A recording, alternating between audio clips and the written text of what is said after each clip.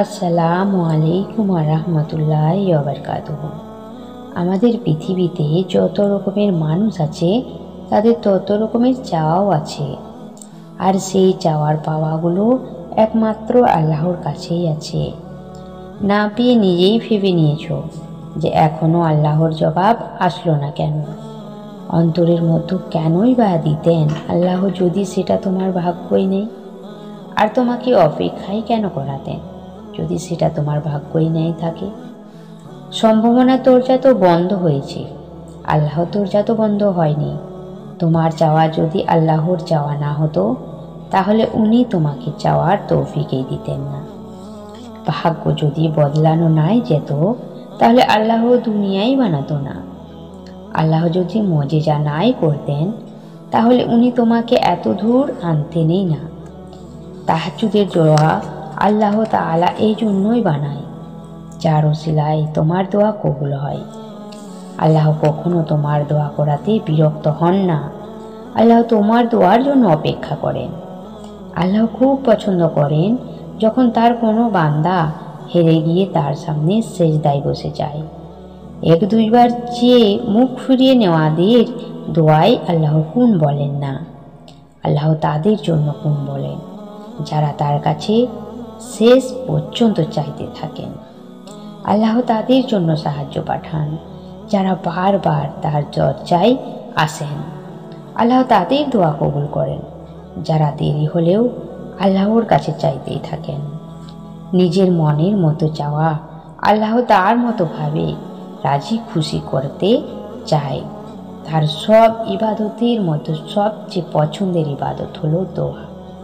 তাই শুধু আল্লাহর রাস্তায় চলতেই থাকুন, কেননা আল্লাহর মজেজা তাদের জন্যই করেন যারা তার দরজায় কড়া নাড়তে ছাড়ে না।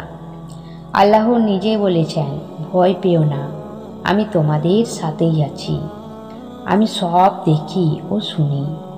হতে পারে তোমার জীবনে কোনো অলৌকিক সাহায্য আসতে পারে এবং তোমার একটা দোয়া তোমার জন্য ভাগ্য বদলে দেয়। যারা তাহাজ্জুদ পড়ে তাদের কাহিনী অন্যরকম হয়, অসম্ভবও অপেক্ষা করে তাদের জীবনে সম্ভবের জন্য। আর জানো দোয়া কাকে বলে? নিজের সব চিন্তা আল্লাহর হাতে ছেড়ে দিয়ে নিশ্চিন্ত হওয়াকে দোয়া বলে। জানো সবর এত কঠিন কেন হয়? কেননা আল্লাহ সবরের মাধ্যমে কুন বলার মজেজা করেন। আল্লাহ তোমার অশ্রুতে ভরা নয়নকে এমন শীতল করে দেবেন যেভাবে তিনি হযরত ইয়াকুবের চোখকে শীতল করেছিলেন। আল্লাহ খুব শীঘ্রই তোমার সেই হারানো জিনিস ফিরিয়ে দিবেন, যেভাবে অন্ধকার থেকে হযরত ইউসুফকে বের করে হযরত ইয়াকুবের কাছে এনেছিলেন। তুমি শুধু কবুল হওয়ার বিশ্বাস রাখো। কবুল হবে কি হবে না এটা তোমার কাজ নয়, তোমার কাজ শুধু দোয়া করা। যদিও জীবন তোমাকে নাজেহাল করুক, বিশ্বাস রাখো আল্লাহ সব দোয়াকে বাস্তব রূপ দেওয়ার ক্ষমতা রাখেন। আল্লাহ দেখবেন, আল্লাহ জলদি এমন ওসিলা বানাবেন তুমি অবাক হয়ে যাবে। তুমি শুধু সেটাই করো যেটা তোমার কাছে, আর সেটা হলো দোয়া। আল্লাহ তো সেটাই করবেন যা ওনার কাজ কবুল করা। আল্লাহ সর্ব বিষয়ে জ্ঞাত, তিনি পলকেই সব পরিবর্তন করে দিবেন।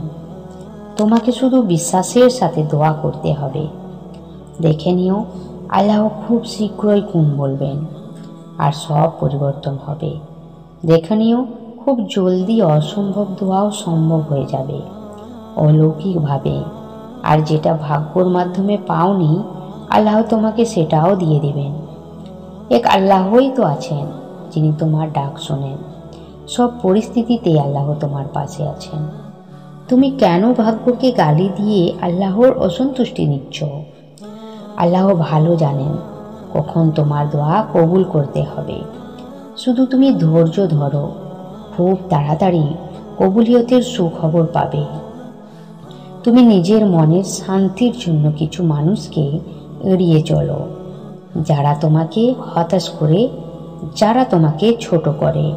পরীক্ষায় পড়ে চিন্তা করো না যে আমি কেন এত পরীক্ষা দিচ্ছি, আমি কেন এত কষ্ট পাচ্ছি। সবাই তো না চাইতেই পাচ্ছে, আমার তাহলে কেন এত কষ্ট পেতে হবে। তুমি আল্লাহর কাছে প্রিয়, তিনি তোমাকে দেওয়ার পরিকল্পনা করেই রেখেছেন। শীঘ্রই তোমার দোয়া কবুল হবে। আল্লাহ তোমাকে সেটা দিবেন যেটা তুমি চাচ্ছ। আল্লাহর কাছে হয়তো তোমার দোয়া চাওয়াটা খুবই পছন্দের হয়েছে, তাই তিনি তোমাকে এত কষ্ট দিচ্ছেন। তাহাজ্জুদের তৌফিক পাওয়া আসলে একটা ইশারা, যেখানে তুমি দোয়া করছো আর আল্লাহর আরশে তোমার দোয়া কবুল করবেন। তুমি তোমার দোয়ার উপরে বিশ্বাস রাখো, আল্লাহ কবুলের রাস্তা বানাচ্ছেন। জলদি তুমি তোমার লক্ষ্যে পৌঁছাবে। যখন মনে হচ্ছে সব দরজা বন্ধ হয়ে গেছে, তখন মনে রাখবে যে আল্লাহর দরজা খোলা আছে আর সব ঠিক হয়ে যাবে ইনশাল্লাহ।